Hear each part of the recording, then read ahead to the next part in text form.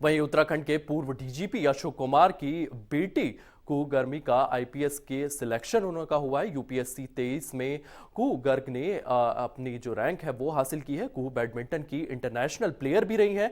कुहू ने Asia championship में कई मेडल जीते हैं। कुहू के आईपीएस बनने पर पूरी देवभूमि गदगद है। वहीं कुहू गर्ग से Uttarakhand bureau chief doctor Praveen Kumar ने खास बातचीत की है। आप ये बातचीत सुनिए।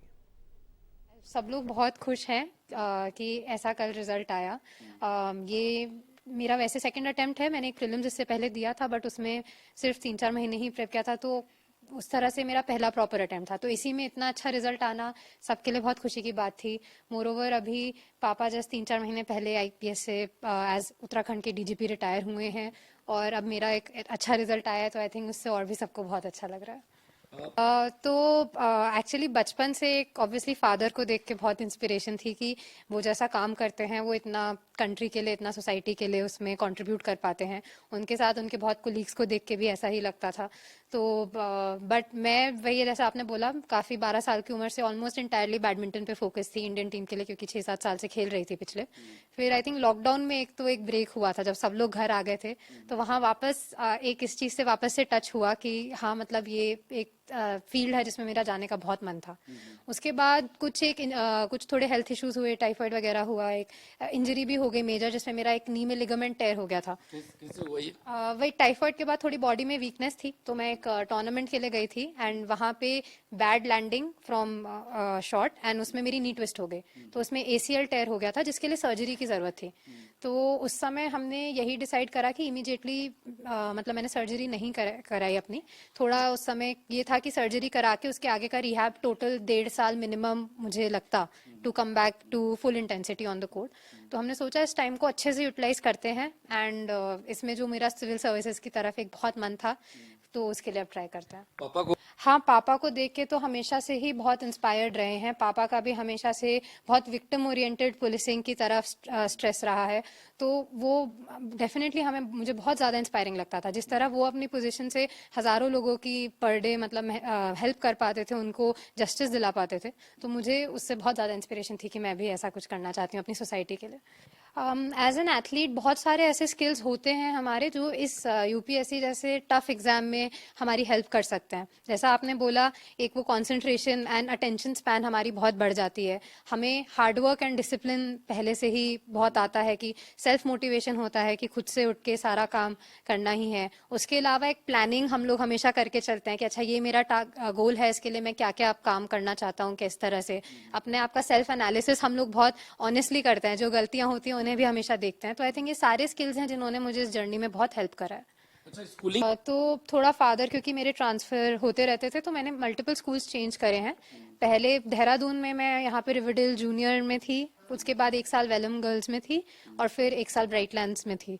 फिर नैनीताल में ऑल सेंट्स में थी क्लास 7th में, और 8th to 12th जो मेरा एक मेजर चंक है वो दिल्ली के संस्कृति स्कूल से मैंने करा है। उसके बाद मैंने Shri Ram college of commerce university of Delhi से अपना इकोनॉमिक्स ऑनर्स में ग्रेजुएशन करा। बट मैं अपने क्लास 11 से मेजरली बैडमिंटन पे फोकस थी, तो क्लास 11th में मैं नेशनल कैंप के लिए हैदराबाद शिफ्ट हो गई थी, और मतलब तब से लेके 2020 तक, जब तक लॉकडाउन नहीं हुआ था, मैं वहीं पे थी। तो मतलब कॉलेज वगैरह सब उसके साथ ही फिर मैंने वैसे ही मैनेज किया है। कौन कौन से मतलब मैं अपने मेरी best world ranking world number 34 थे हम मिक्स डबल्स में, मैं और मेरा पार्टनर, और इंडिया नंबर 1 थी मैं मिक्स डबल्स में। उसके अलावा मैंने 19 अलग अलग इंटरनेशनल मेडल्स जीते हैं, और 50 से ज़्यादा ऑल इंडिया मेडल्स जीते हैं, जूनियर सीनियर सब मतलब मिला के। तो इंटरनेशनल में एक बहुत मेजर मेडल मेरा साउथ एशियन गेम्स का गोल्ड और ब्रॉन्ज मेडल है। उसके अलावा रशियन ओपन में हमने जीता है, आइसलैंड ओपन जीता है, लागोस इंटरनेशनल में जीता है, इजिप्ट इंटरनेशनल जीता है। तो काफ़ी मेडल्स ऐसे जीते हैं, Tata international, Hyderabad open, and India में भी हम देहरादून में ही एक ऑल इंडिया रैंकिंग हुआ था, यहाँ पे मैंने 2 या 3 बार जीता हुआ है। उसके अलावा जोधपुर, बैंगलोर, अलग अलग जगह में काफ़ी मतलब मेडल्स जीता है सर। कोई ऐसी घटना जैसा मैंने बताया कि वो मेरा एक फोर्स्ड ब्रेक हो गया था स्पोर्ट से, पहले कोविड की वजह से और फिर बाद में जो मेरी इंजरी हुई। तो आई थिंक ये था कि 1.5 साल अब मैं कोर्ट पे एनीवेज नहीं वापस आ सकती थी। आई थिंक इंजरीज तो एथलीट्स की लाइफ का पार्ट होती हैं, सब वापस उससे आते हैं, कम बैक करते हैं। बट मुझे लगा कि मुझे ये 1.5 साल में मतलब और भी कुछ करना है। मैं उस वक्त बहुत ज़्यादा मैंने सोचा इसके बारे में, और मुझे लगा कि ये सिविल सर्विसेज के फील्ड में मैं जाना चाहती हूँ, जहाँ मैं बहुत डायरेक्टली लोगों के लिए कुछ कर पाऊंगी, अपनी सोसाइटी के लिए, अपनी कंट्री के लिए कर पाऊंगी। तो तब मैंने सोचा कि हाँ, मुझे इसके लिए अब बिल्कुल फुल इसमें एफर्ट डालना है। फायदा मिला? तो पापा का तो पूरा एक्सपीरियंस रहा है, उन्होंने खुद भी ये सेम प्रोसेस के थ्रू आज से 35 साल पहले जा चुके हैं। तो उनकी तो स्टार्टिंग से पूरी प्लानिंग से लेके कि अच्छा हम ओवरऑल साल भर का प्लान, फिर महीने का प्लान, हर सब्जेक्ट का प्लान पापा के साथ बैठ के होता था। इवन लास्ट के दिनों में एग्जाम से पहले जो एक क्वेश्चन आंसर्स डिस्कशन करते हैं वो सब पापा के साथ होता था। तो उस हिसाब से उनका बहुत बहुत इन्वॉल्व थे पापा। कुछ सर्टन सब्जेक्ट्स जैसे कि इंटरनल सिक्योरिटी, एथिक्स, जो जिन पे पापा बुक्स भी लिख चुके हैं और उन पे उनकी काफ़ी एक्सपर्टीज है, तो वो तो ऑलमोस्ट इंटायरली पापा के साथ ही मैंने प्रिपेयर करा। और उसके अलावा मम्मी का आई थिंक मुझे सबसे ज़्यादा मॉरल सपोर्ट मम्मी का रहता है। वो इमोशनली और मॉरली मेरे साथ हमेशा ही खड़ी रहती हैं, क्योंकि जर्नी बहुत लंबी होती है, बहुत टायरिंग होती है, बहुत एग्जॉस्टिंग होती है। तो उसमें पेरेंट्स का सपोर्ट और फैमिली के सपोर्ट के बिना आप नहीं कर सकते हैं। तो मम्मी हमेशा बस साथ रहती थी। सब्जेक्ट इकोनॉमिक्स था, क्योंकि मेरी ग्रेजुएशन भी मैंने उसी से करी, और बाकी तो जनरल स्टडीज़ के ही थे सारे। तो मतलब जनरल स्टडीज़ का तो आई थिंक वही स्टैंडर्ड बुक्स कुछ होती हैं।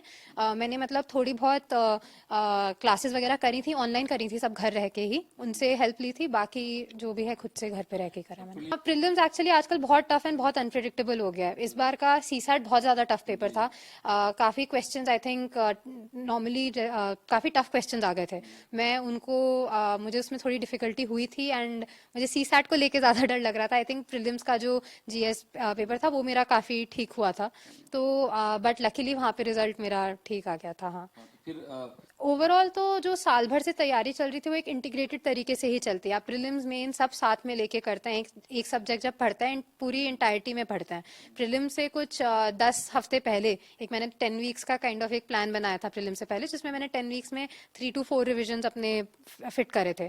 तो तब वो बिल्कुल स्पेसिफिक प्रीलिम्स के लिए हो गया था, जिसमें रोज कोई ना कोई मॉक टेस्ट भी मैं देती थी प्रीलिम्स के, एंड इस तरह से प्लानिंग करी थी। एंड एंड उसके अलावा जो प्रीलिम्स और मेंस के बीच का 3 महीने का पीरियड होता है, उसमें मैंने स्पेसिफिकली सिर्फ मेंस के लिए प्रिपेयर किया था, क्योंकि वो बहुत स्ट्रेसफुल हो जाता है। मेंस का कोर्स बहुत ज़्यादा होता है, आपको ऑप्शनल के 2 पेपर भी हैं, एसए, एथिक्स एंड जीएस हो जाती है। जीएस में भी बहुत सारे नए सब्जेक्ट आ जाते हैं। तो वो पीरियड बहुत स्ट्रेसफुल था, जिसमें ऑलमोस्ट 16 घंटे दिन के लग रहे थे। तो वो 3 मंथ्स की एक बिल्कुल लाइक बहुत ही स्ट्रेसफुल पीरियड था, बट हाँ, वो भी निकल। इंटरव्यू की तैयारी, तो ये है कुहू गर्ग जो कह रही है कि पेशेंस का एग्जाम है और आपको बिल्कुल पेशेंस रखना होगा। अगर आप पेशेंस रखते हैं और तैयारी करते हैं तो आप निश्चित तौर पर सफल होंगे। अपने कैमरा सहयोगी आशुक के साथ doctor Praveen Kumar, India news, Dehradun.